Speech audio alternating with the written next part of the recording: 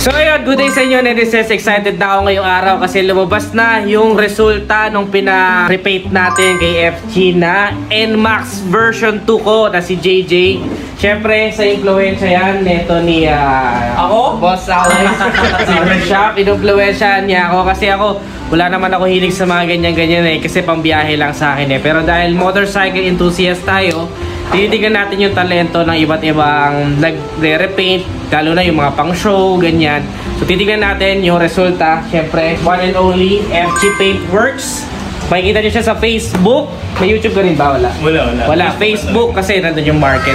Facebook kasi binablog nyo na rin yung kanyang mga work of arts. Kaya papakita ko sa inyo. So marami ng hula. Pero sa palagay ko ay walang nakahula dahil yung kulay natin ay sobrang special. Nasa sobrang special niya, ngayon pa lang magkakaroon ng ganon or ngayon pa lang siya nagkulay ng ganon. First time in the history of motovlog. So makikita niyo siya. Niyakap na. So ito na siya, guys. Jeren! Tama sila. Kasi sabi nila, kakulay daw nung suot ko nung nakaraan. Golden brown. So ito na siya. Anong kulay nito? Golden brown. Maganda ba, guys? Actually, maganda siya. Maganda siya. Okay, maganda ba? So tapos na po yung vlog. Charot! Hindi pa ito yun! Hindi pa yun. Siyempre, papakita ko sa inyo, kakaibang kulay nga eh. Yung kulay na mind blown ka. Tara, pakita na natin. So, ito pala yung iba niyang gawa. Netizens, meron din siyang carbon. Honeycomb. Ito yung mas social na version ng carbon. Ayan o. Ganda o. Ganda na gawa niya dyan. Tignan nyo ng malapitan para makita nyo yung detalye kung gaano kaganda.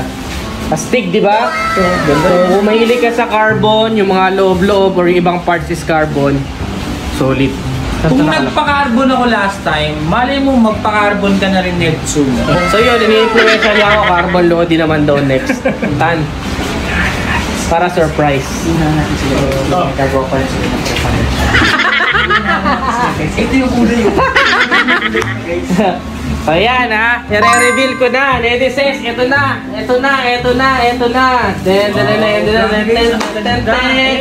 Wow! Akala nyo kulay brown. Angas no? Ganda. Kakaiba boy. Ang iniisip kasi ni Boss Alex is kakulay nung Vios kayon. Pero sabi ko sa kanya, may pagkamatamlay pa siya ng konti. Kaya gusto ko somehow mas matingkad. So ang tamang sagot, ano ang tawag sa kulay na to? Midnight Green Pearl. Midnight Green Pearl. May napansin ako, nagbabago yung kulay niya. Ayan o, lalo kapag may araw. Nakita ko ito, tinapat niya sa araw. Ano nangyari? Ganda, nag-iiba, parang chameleon siya na ano. May ganun siyang texture. May ganun siyang parang effect. Actually, ano so eh, tingnan siya green. Oo. Pero ang base color nito is black. So kung nakikita niyo yung green yan, lahat yan metallic lang. Oo. So actually, hindi siya yung color na pagka nilagay mo color green na. So lahat na nakikita niyo dyan na green, metallic lang siya. Yun yung mismong pearl na lang. Ang tawag na parang daya. Parang daya. Oo. Pero yung lahat yan, pero ang ilalim yan, black. Pero makikita nyo netizens, pag nilapitan nyo siya, alam nyo yun sa mga supercars, mga Lamborghini. Diba? Parang ganun eh. Parang supercar na yung NMAX natin. May nakapagsabi pa naman sa akin yung NMAX B2, para daw talagang dating nun. Parang siyang motorcycle version ng luxurious cars. Yung design niya, elegante kasi yung NMAX eh. Pag tingin nyo kasi simple lang siya, pero elegante. Kaya nga iba yung dating eh. Ito yung kulay na sobrang excited na ako makita sa personal. At kung makikita nyo lang ito talaga ng mata ninyo bukod sa video, iba talaga yung dating, netizens. Sa akin, napansin ko magaang din. Tulad nung sa akin magaang. Ibig sabihin, ano yun, maganda yung paint job. Maganda yung paint job. Manipis na solid. So the best to dun sa mga talagang masinop sa grams nung motor. Ultimo, 1 gram lang eh talagang talagang maganda na bigay. Mas manipis kasi, lumalabas yung shade niya. Yung okay. Pag makapal kasi nagbibilog. Nawawala yung sexiness. Nawawala to. Inaano sa atin dyan. Ito yung kantuhan, yan. So yun, netizens, sa mga nais magpagawa, alam niyo na kung sino nga hanapin. Merong Facebook, FG Paintwork. Yan, syempre si Rene Boy. Maraming salamat. And makikita nyo to lagi sa vlog ko. At pag nakita nyo yung kulay na to, tatak Rene Boy na to. Tatak FG na to, di ba? Kada makikita nila to kasi marami kami event na mga pinupuntahan. Paglapag mo doon, Kakaiba agad yung NMAX ni Sir Ned. Ibig sabihin nun, alam na nila kung sinong tumira. Yan, legendary na to. Pwede ba natin lagyan ng perma yan? Oh, yun. Pwede. Sige. Nag-iisa tong sticker na to. Yun. Bago yan ah. Bago yan dyan. Para may may tatak FG. May tanong lang pala ako, Ned. Ano? Di ba may naiiwan sa shop? Ano? Tasan yung naiiwan sa shop? Dito! Hindi na yan.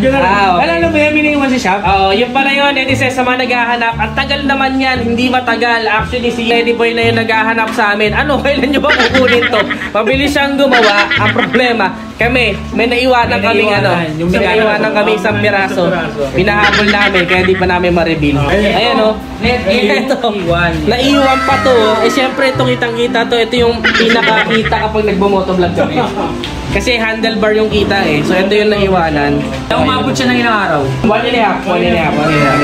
Pero natapos ko siya ng ano lang ha? Mabilis. Mabilis lang. Oo. Ayun pala yung isa na alamin nyo. Kapag nagpa-repaint kayo, yung mindset to iba, papaceramic coating na namin yan agad.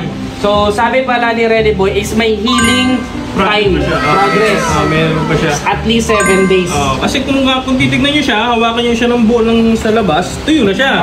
Pero pagka yan, pinuwersa nyo nalagyan ng ceramic, magkakaroon siya ng dieback kung mananariwa siya. So, ibig sabihin, yung nasa ilalim niya, lalabo. Aangat yan. Okay. Yun yung tinatawag na dieback. Dieback. Magkaiba pala siya ng konsepto kasi yung sa akin ceramic coating ko, which is company kasi yun, di ba? Kotse yun eh. Tapos tumagal na siya sa planta pa lang. Tuyo na yun. Yung NMAX ko naman, tumagal naman siya ng mga 2 buwan bago ko siya pinag-ceramic. Kaya sa'yo nagiging aware siya kasi kakapintura lang. Tama yun. So yun, sa mga magpaparepaint, Dedices, huwag kayong masyadong na-excite magpa-ceramic. Kasi pag pina-ceramic nyo agad, matik. Ceramic. So yun, kakabit na natin to, titignan natin yung itsura kapag kinabit. Ayun, saan kakabit yan? Sa NMAX ko. Gusto ko sa NMAX. Hindi, isang lugar. Sa Secret Shop, Bulihan, Silang, Cavite. So, babalik kami sa shop para sa mga mekaniko. Tapos sisisihin natin yung mekaniko kasi pinalalabog ko pa to, 210. Siyempre, businessman naman siya. Sabi niya, uy, singilin mo kay Ned yan ha, di pwedeng maabono tayo dyan. Hatid sundo na, pati yung padala ng tayo pa. isisingilin natin ito sa mekaniko. Wala na akong labor, abonado pa. So yun, thank you Bibigyan natin ito ng malupit na montage. Ayun. So yun, shoutout nga pala sa taga-timpla ko ng pintura, si Abraham Mawili ng JNB Colors, JKL Sans Paint Shop, Noelson Paint Shop, Denshop Paint Shop. Yung mga tropa ng mga pintor dyan, shoutout sa inyo, tsaka sa admin ng 14S Southside. Wow. Yun. Alright. Artista na si Rene. Artista na.